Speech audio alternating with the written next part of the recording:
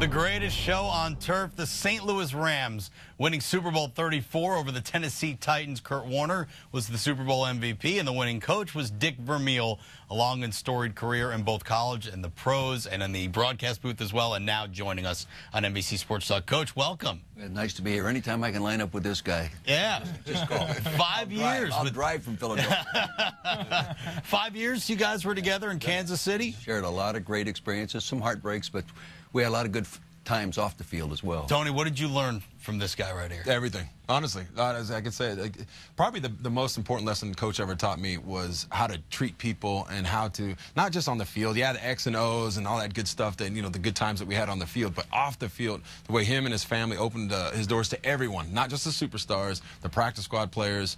That's how you treat people. Well, and thank you. In Kansas City, you guys had, you know, a lot of success. Before that, in St. Louis, you wrapped up with a Super Bowl title. There's some discontent now in St. Louis between the city and the Rams, and are they going to lose or are they going to stay? What's your sense, and how bad would it be for St. Louis to lose that team if that's what it comes to? Well, I have no more insight into what's going on in St. Louis than you do or anybody else, you know, but I would be very surprised if they ever moved the organization. Stan Kroenke's a wonderful human being. I think he'd be a great owner, and he's a Missouri guy, and he's partially responsible for bringing them there in the first place. But I think St. Louis has a responsibility to meet the different things within the contract, too. But I would be shocked if they ever moved them. I really would. Super Bowl 15, you took the Philadelphia Eagles to the Super Bowl, and then in Super Bowl 34, you finally get the win. How are those experiences different for you? There are many years in between, and certainly you grew and changed as a person. What were the greatest differences for you then? Well, first off, what I've learned from that experience, it takes the same thing to go to a Super Bowl and lose as it does to go there and win. In fact, my Philadelphia Eagle team spent 5 years of working their way into the Super Bowl to lose. And I'll tell you, what an unbelievable commitment those kids made. And St. Louis, it was 3 years. And we were good fortune, had some good drafts. They'd been losing, but there were some good football players there. 9 guys off that roster ended up playing in a Super Bowl that I took over 3 years earlier, but they could play, you know, and they took me to the Super Bowl, believe me. And my coaching staff did a marvelous job. And because having been away from it from 14 years, when I went as Super Bowl 15, I ran my own offense. I did everything.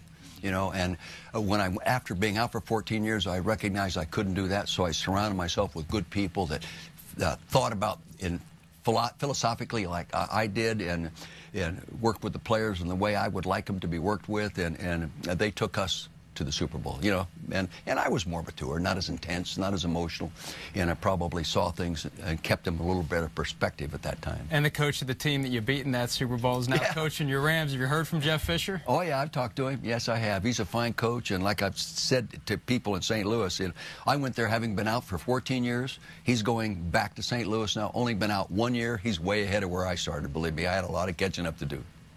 Tony, when you were in Kansas City, you guys had a lot of success, and I think sometimes it gets overshadowed because of the Super Bowl, you know, with the Rams before that. But you guys were a really good team in Kansas City. Yeah, real good team. Yeah. One of the best teams I ever played on. That 2003 team, I think it was. We went 9-0 coming out.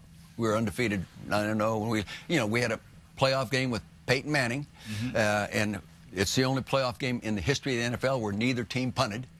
Tony gets a touchdown pass. They call him back on a ridiculous call, you know. And you know, we had one turnover with Priest got the ball knocked out after like a 40-yard run, and so it was over, you know. And it's the biggest disappointment I have in my career is not being able to hand the Lamar Hunt Trophy to Lamar Hunt and share that experience to come to the Super Bowl with people like this, because nobody deserves an opportunity to play in a Super Bowl more than this guy I'm sitting next to. You know, there's some great young tight ends in the NFL now, and there's some that are going to be playing in the Super Bowl. How do they measure up to this guy? Well, he's the standard setter.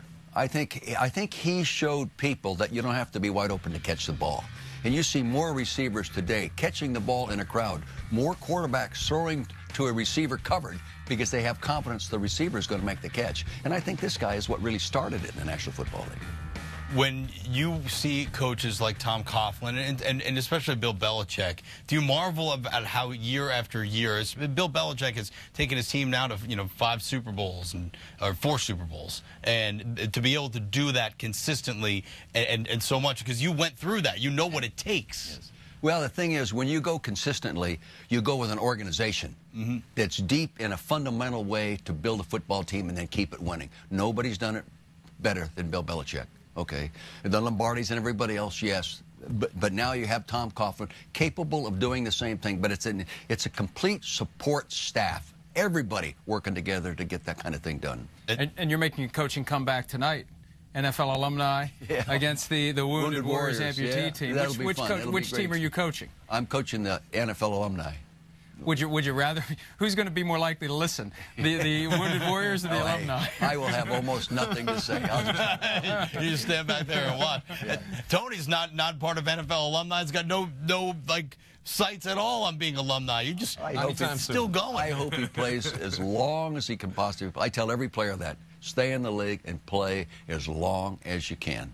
And Tony, it's because of the way you take care of it. It's got to be the body, right? Your body. How are you keeping your body together so strong, so long? Well, I eat right. I try to make sure I put the best possible things into my body, and I did that right around year 10, and before I figured that out.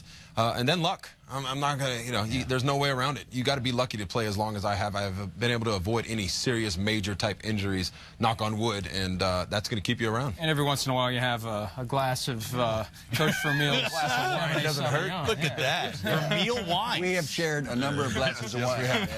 That is tremendous. Where is that? It's out of Napa Valley. Yeah, Calistoga, my hometown, the north end of the Napa Valley. I was born and raised there, and I had a hobby of making wine for a long time, and 150 cases or so. And then some friends of mine, after I got out of coaching, left Kansas City, they said, let's turn it into a business. So we did.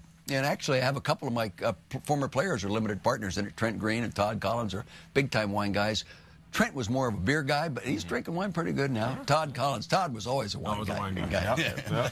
That's excellent. Dick Vermeil, good stuff, vintage, Super Bowl 34. It doesn't say it on there. But this one here just got a double gold medal in San Francisco Chronicle wine contest in California. So we're proud of it. You're still winning. Oh, well, we're about 8-8 season this year. Coach, thank you so much. Hey, really thank you for allowing me to sit next to this guy.